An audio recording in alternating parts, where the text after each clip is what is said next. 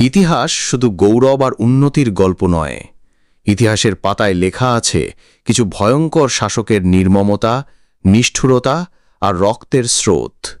আজ আমি আপনাদের শোনাতে চলেছি এমনই এক স্বৈরাচার শাসকের গল্প, যিনি ছিলেন মানব ইতিহাসের অন্যতম নিষ্ঠুরতম শাসক, জোসেফ স্তালিন। স্তালিন, যার নাম শুনলেই কাঁপন ধরে যায় ইতিহাসবিদদের কলমে। একসময় সোভিয়েত ইউনিয়নের এই লৌহ মানব ক্ষমতায় এসে দেশ চালিয়েছেন প্রায় ৩ দশক ধরে। তবে সে শাসন ছিল না আশার কিংবা উন্নতির গল্প, বরং আতঙ্ক, সন্দেহ, গুম আর গণহত্যার এক বিভৎস অধ্যায়। ১৯৩০-এর দশকে স্তালিন শুরু করেন গ্রেট পার্জ নামের এক ভয়ঙ্কর অভিযান। রাষ্ট্রবিরোধী সন্দেহে হাজার হাজার মানুষকে বন্দী করা হয়, বিচার ছাড়াই গুলি করে মারা হয়। সেনা অফিসার, শিক্ষক, কবি, লেখক কেউ রক্ষা পাননি। কেবল সন্দেহ, শুধু একটি গুজব, আর পরিণতি মৃত্যু।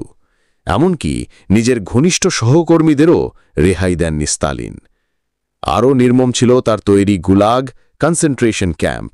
এই ক্যাম্পগুলোতে কাজ করতে বাধ্য করা হতো মানুষকে হাড় ভাঙা পরিশ্রমে, বরফে ঢাকা সাইবেরিয়ার মধ্যে, খাদ্য, বিশ্রাম আর চিকিৎসা ছাড়াই। অসংখ্য মানুষ মারা গেছে সেখানে, ঠান্ডায়, রোগে, ক্ষুধায়।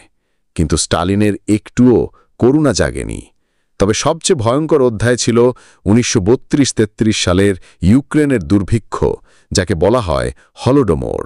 এই দুর্ভিক্ষ প্রাকৃতিক ছিল না, ছিল মানব সৃষ্ট।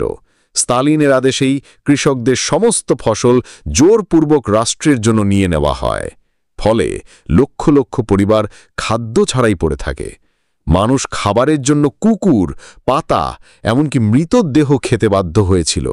এই একটি মাত্র ঘটনায় মারা যায় প্রায় ৪০ লক্ষ মানুষ।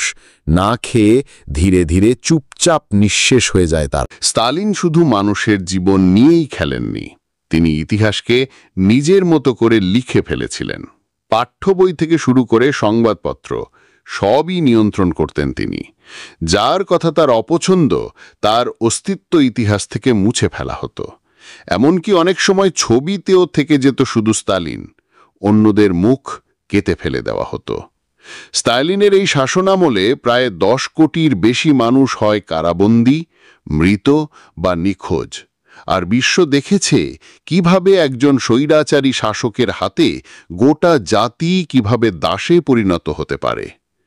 তিনি নিজের নাম রাখেন স্টালিন, যার অর্থ স্টিলের মানুষ।